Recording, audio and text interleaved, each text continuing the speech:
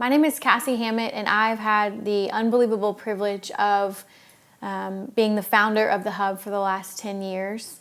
And in thinking about how to tell the story of the Hub and how to summarize 10 years of some of the most incredible stories and some of the most incredible things that God has done, I really want to start just by painting a picture of how we started.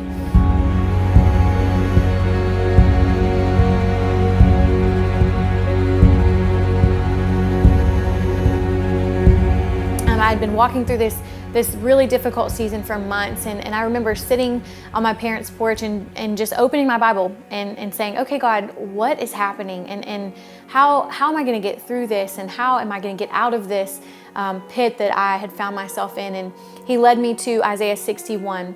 And it says that the Spirit of the Lord is upon me because He has anointed me to preach the good news to the poor, to declare freedom for captives. And I'm reading these verses, and the Lord clearly says to me, I am going to set you free from this season. I'm going to rescue you. I'm going to put you back on your feet. I'm going to restore you.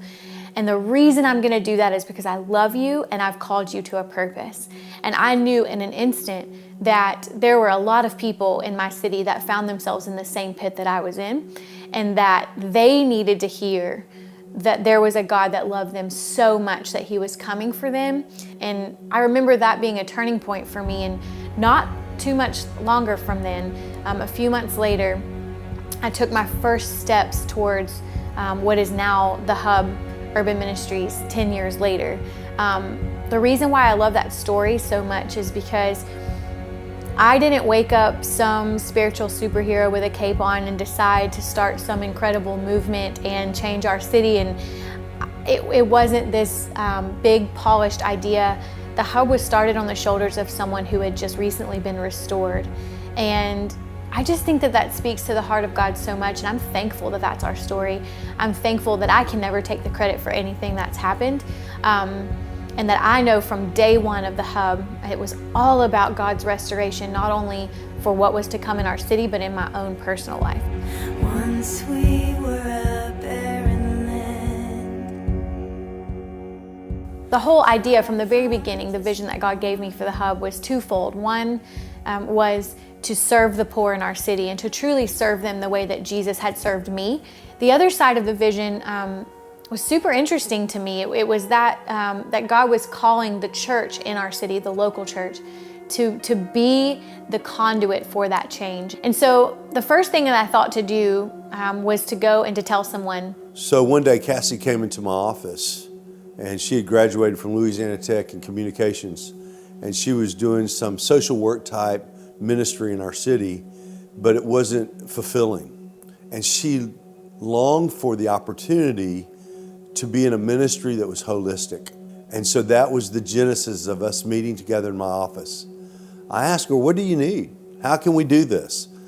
She said, well, I need a paycheck. I'm going to walk away from my job. And thank God, He always provides. And so I said, okay, go ahead and quit. And I knew that God would provide. One of the most common questions I get is, how did the Hub start?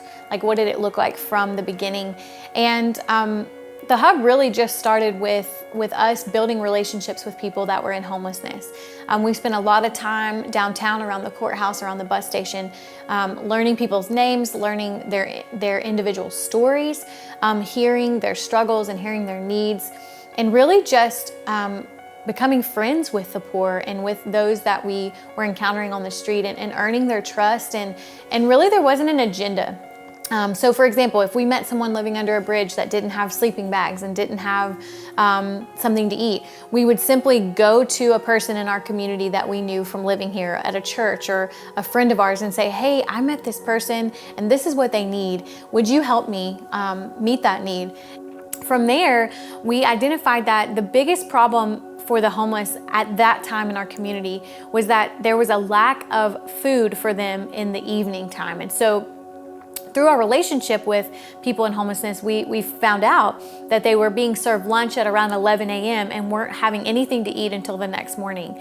And so we just decided that we wanted to fill that need, that we wanted to provide food in that evening time, kind of early afternoon, so that they wouldn't go that long without eating. I remember when Cassie first started the ministry, and I began to hear about outreaches in downtown Shreveport, just in the corner on a parking lot. And my wife and I and children went to one of those outreaches, and we got to serve the homeless food, and we also gave them clothes. And I remember that you know, just from church, that there was this deep longing in me to take care of those that were underserved in our city, and to love them, and to show God's love to them. And so Cassie, when she started the ministry and we began to serve down there, this gave me an opportunity to do those things that I deeply wanted to do in the city. We learned how to serve the poor. We learned how to love the homeless, how to meet them where they were. I mean, we were showing up in their territory. We didn't have some big fancy building. We were rolling into their area, onto a parking lot, and just serving them. And we did that for years. The work that we were doing outside, it was good. We were making relationships and making friends and kind of putting a Band-Aid on a bigger problem, but we didn't really have a way to follow up with people or connect them to any real resources. So we knew very quickly that we were going to need to grow into something bigger if we wanted to really help people. We knew that it was going to take something more than just a trailer in a parking lot. We wanted a physical location that we could connect with the people we were meeting at our events so that they could get further help. And so our heart was, we wanted a space where people knew we'd be there at a certain time. They could come to that space. It would be somewhere they belonged, somewhere they knew that someone would be there to serve them, and where we could go further with them in the ways that we serve them. I remember one day I was at lunch at Superior, and I saw on Facebook that Cassie had messaged the Hub Ministry followers that she prayed for us. We're going downtown to look at a building that we were thinking about leasing. So I just messaged her on Facebook and said, before you spend money on some building, maybe you could come look at my basement at this new building. Maybe it'll work. We went that day, and he unlocked the door and walked us in, and I remember laughing to myself at the size of the room. It was incredibly small and had one tiny window with bars on it. But as I walked down into that basement, I knew that that's where we needed to be. So after Cassie came along and we kind of Cassified it, made it a really cool place to be, we opened, and there's no really way to get around the fact that it was an actual basement, and we had a line out the door. 50 to 70 homeless people, sometimes more, depending on what we had that day. The very first time that I went to the Hub was the very first time that I had ever volunteered anywhere. I opened the door that day and walked in, and there was kind of a little wall in front of you, and the room was relatively small and packed full that day with only guys. There was not a female in the room anywhere. And the first thought I had was, okay, I've made a huge mistake here. So I reached behind me for the door handle and opened it up and was going to just ease back out.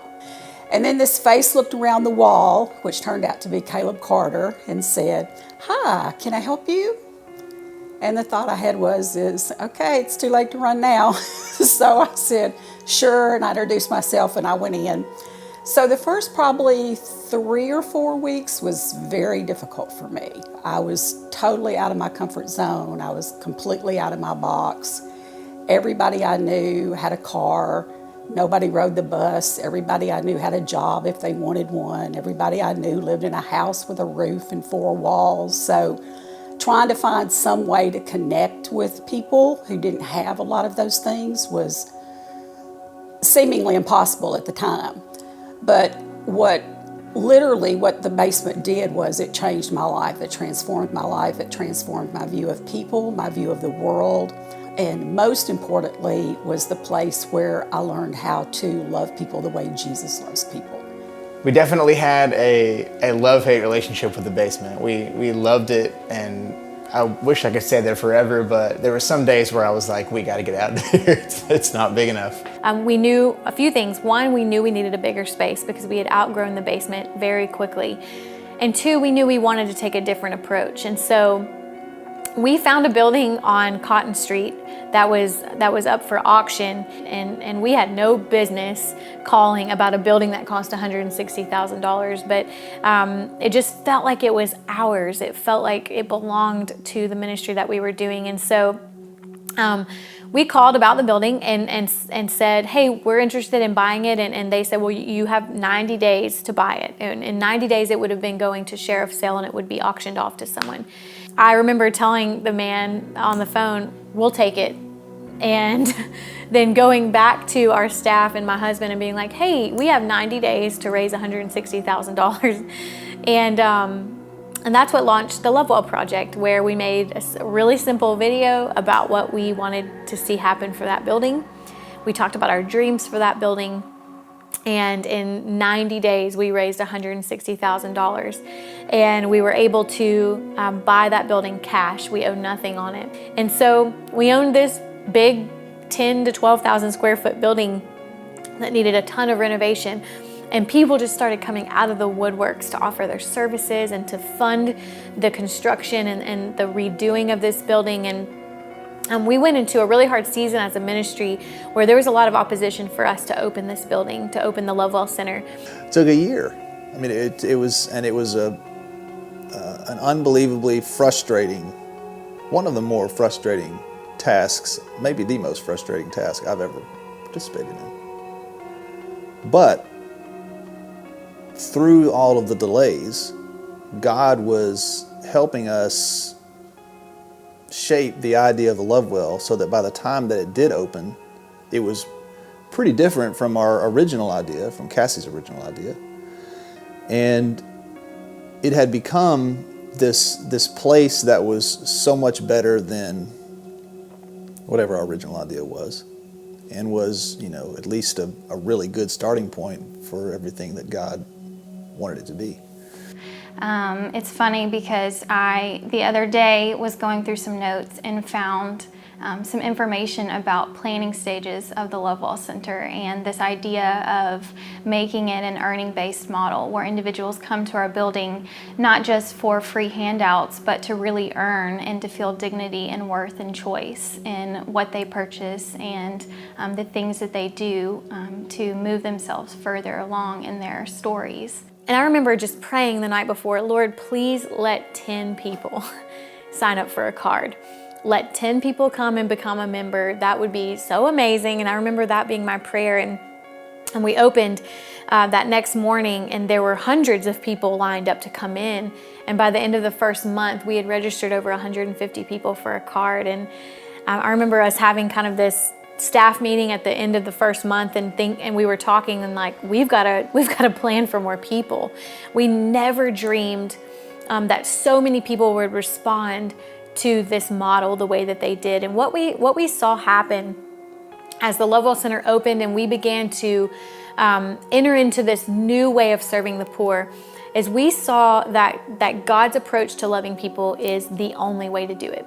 And that we had to be obedient to His wisdom and His discernment, and that as people were coming and attending classes and helping with projects around the building, they were then purchasing the things that they needed, and that in itself was the most dignifying act they had ever experienced, maybe some of them in their entire lives, getting to choose the things that they needed and getting to earn and feel like I showed up and I did something, and therefore I now get the things that I need.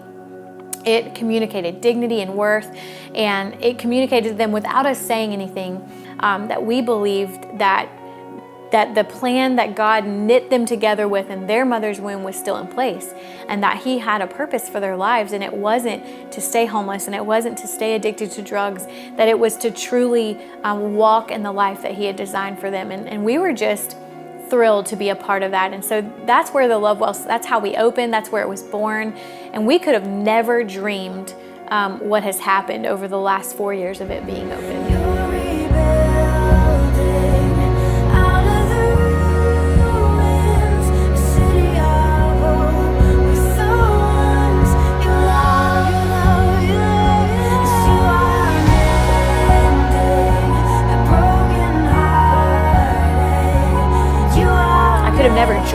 that Purchased would even exist. But the way that Purchased started really speaks again to the story of the hub in total.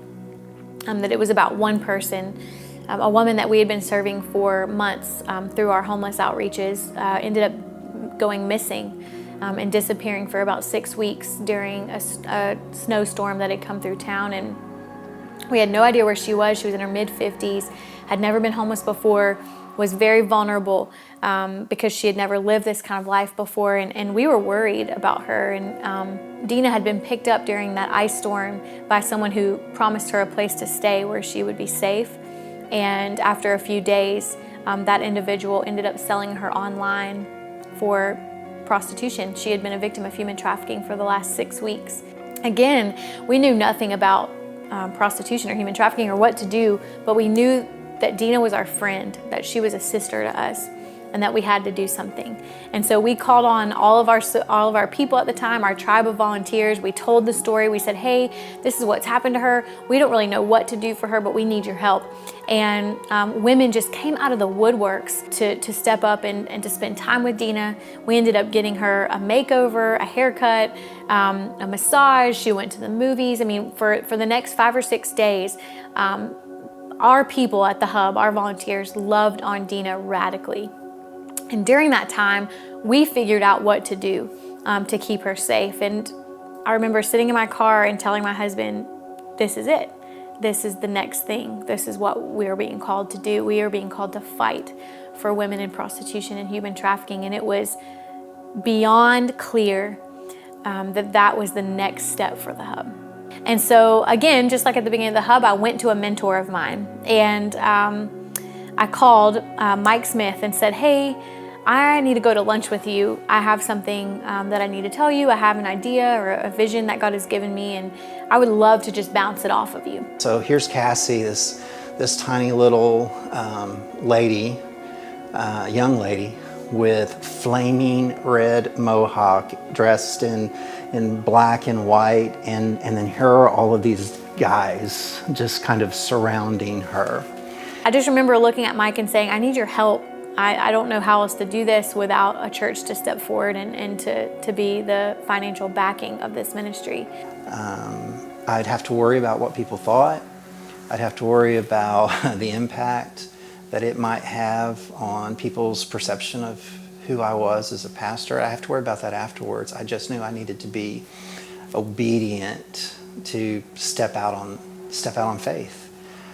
That moment was perhaps one of the best representations of who I wanted to be as a spiritual leader, what I wanted to really be about. That's really how Purchased exists today, is that one pastor in our community was brave enough to step up to the plate for the women that we were wanting to serve. And I think the beginning of the hub and the beginning of the Love Well and the beginning of Purchased speaks to the original vision that God gave me, that He would do this work through the church.